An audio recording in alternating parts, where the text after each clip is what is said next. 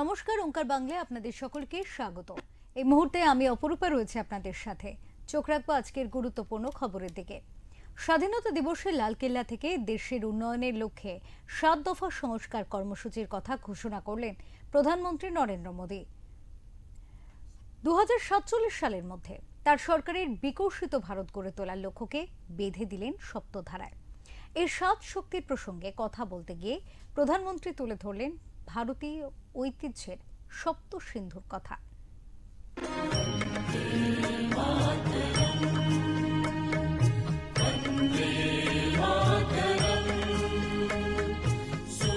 আশিতম স্বাধীনতা দিবসে লালকেল্লা থেকে শক্তির সপ্তধারা ঘোষণা করলেন প্রধানমন্ত্রী নরেন্দ্র মোদী। সপ্ত সিন্ধুর প্রসঙ্গ টেনে জানিয়ে দিলেন এই ৭টি ধারাই দেশকে এগিয়ে নিয়ে যেতে সাহায্য করবে। ২০৪৭ সালের মধ্যে বিকশিত ভারত গড়ে তোলার যে লক্ষ্য স্থির করেছে মোদী সরকার, তার কাণ্ডারি হবে এই ৭ শক্তি, এমনটাই বিশ্বাস প্রধানমন্ত্রীর।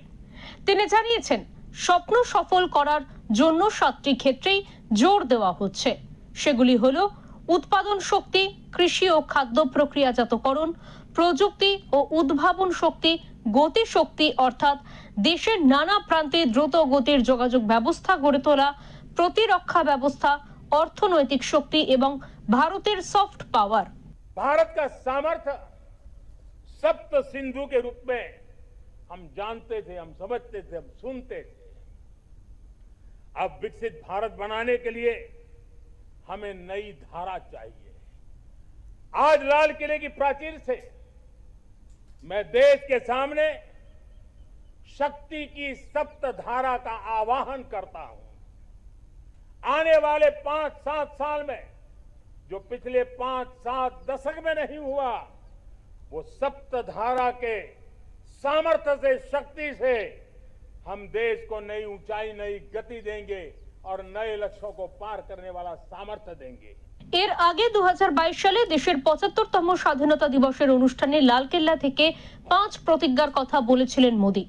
এবার শক্তি সপ্তধারায় জোর দিয়ে দেশকে এগিয়ে নিয়ে যাওয়ার প্রতিজ্ঞা করলেন প্রধানমন্ত্রী। এই অগ্রগতিতে তিনি ভরসা রেখেছেন তরুণ প্রজন্মের উপরে।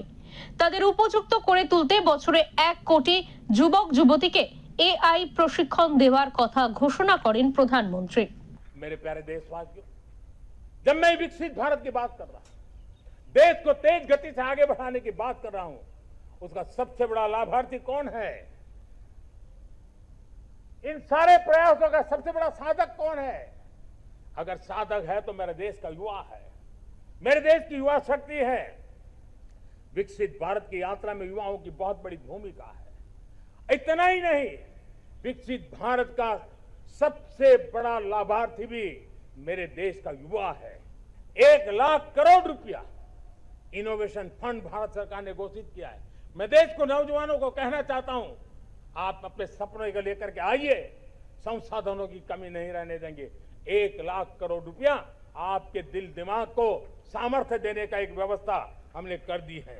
বিকশিত ভারতের স্বপ্ন সফল করার জন্য দেশের নারী শক্তি, কৃষক, শ্রমিক সকলের সহযোগিতা চাইলেন মোদী। তা সম্ভব হলে ২০৪৭ সালের মধ্যেই দেশকে ভিন্ন উচ্চতায় পৌঁছে দেওয়া যাবে বলেই তার আশ্বাস।